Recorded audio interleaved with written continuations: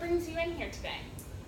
Well, I'm feeling really stuck in my job. So I'm a journalist and I went to school for journalism and I've been doing it for 3 years.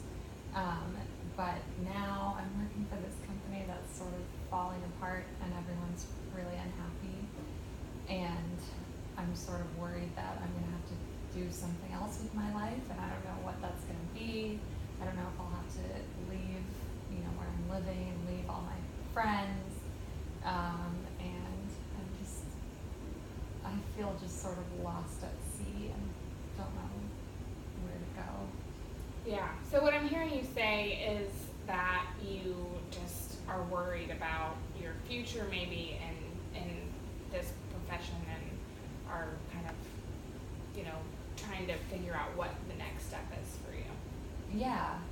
I mean, it's like I don't even think about the future at all because I can't picture what it would look like. And I've always at least had a plan of where I'm going, and so I feel driven by that. Like I feel like I can, I always know where I'm headed and can be motivated to get there. But now I don't really feel that motivated because I have no idea what the next step is. I'm pretty sure it's not with this company, and it's just, I don't know, it's hard to get up and work hard when you don't see what the point is. Yeah, I can understand that being difficult.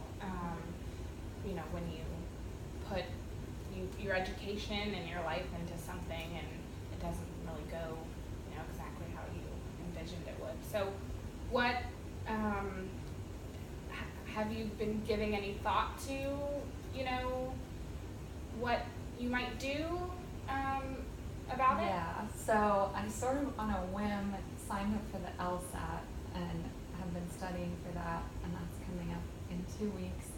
And I do think that I would be a good lawyer and that my skills apply to that well. But I just don't know if it feels like something that I'm choosing to do, not because I really want to do it, but because I don't know what else to do. And I always said that I wouldn't do that, just go back to school on a whim. But then at the same time, I don't know if it is a whim, because one thing that has sort of shifted my perspective was I was assigned to write this obituary of this appellate lawyer. And what everybody said that I interviewed was that he was like a really quiet person, kind of like me, very reserved, but that he was an amazing writer and that he made a huge difference through his writing and that he got people off death row. Right. And that was sort of, that came sort of at the same moment that I was like, I have to get out of this company. And I thought, you don't have to be a really bombastic person to be a trial lawyer, or you don't have to be a trial lawyer at all. You can, use your writing, which is my main skill, and you can really make a difference that way, even without being pushy and,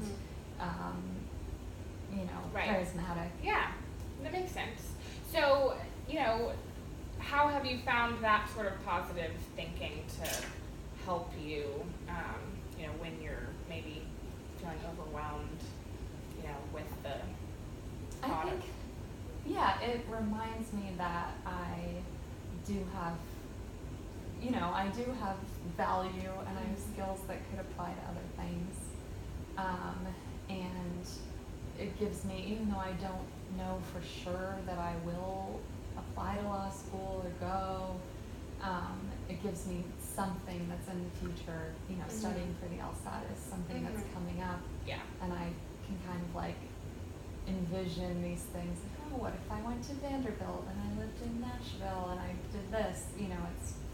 It gives me a sense of a picture of the future, even if it's not what I end up doing. It's something to work for. And I think that's a healthy way to think about it. I guess on the other end of things, how have you found the negative kind of thought processes to be disruptive in your life? Well, I mean, I think it definitely makes me not work as hard. Mhm. I don't do my best at work, which is counterproductive to any path that I would Mhm. want to take. Because if I want to stay at this job, I need to do well. If I want to find a new job, I need to do Mhm. well. So I get I'm like, what's the point? I'm so fatalistic, but then Mhm. I don't apply myself at work, which is not good. And I think it spreads to other people around me at work, which also, makes me feel guilty that I'm making other people grumpy. Has anyone at your work, made any comments about your performance? No, I think I'm still doing well, Mhm. but it is this thing about morale is like always on everyone's mind, and people have mentioned to me like, well, you know, if you just try to be positive about it, and we Mhm. can all kind of be positive together no matter what corporate is doing. Right. Hmm. Yeah, no, that makes sense. Well, I guess, what do you find yourself doing to kind of turn around that feeling? I guess, what would your coping skills be in this, in this scenario? Well, I think one big positive thing I did was that I asked to change to a new manager at work, which has made a big difference. And my new manager is invested in my future and wants me to continue to be a journalist, and helps me see that there may be a path forward there. Mm-hmm. And then the other thing is, so my company has had a lot of layoffs this year, and for a while I was like not sleeping through the night. I was so stressed out about that. Mm-hmm. And I learned to like run, exercise Mhm. has kept me sort of sane, definitely helps with sleeping Right. and anxiety in general. I have a lot of, good supportive Mhm. friends, and it helps me to reach out to them Right. and remember that they're there for me. Sure.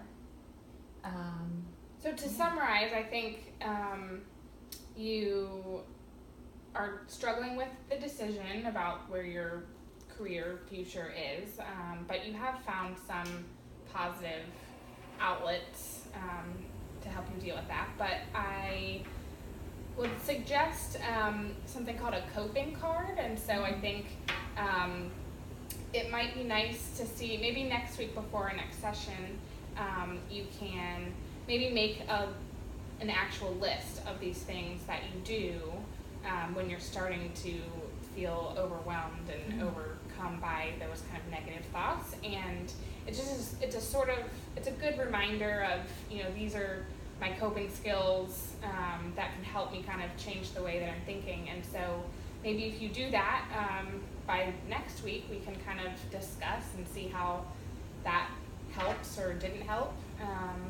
How does that sound? That sounds good. I can do that. Great. Well, it was a pleasure meeting with you today, and I enjoyed our conversation. I look forward to seeing you next week. All right. Thank you so Thank much. you.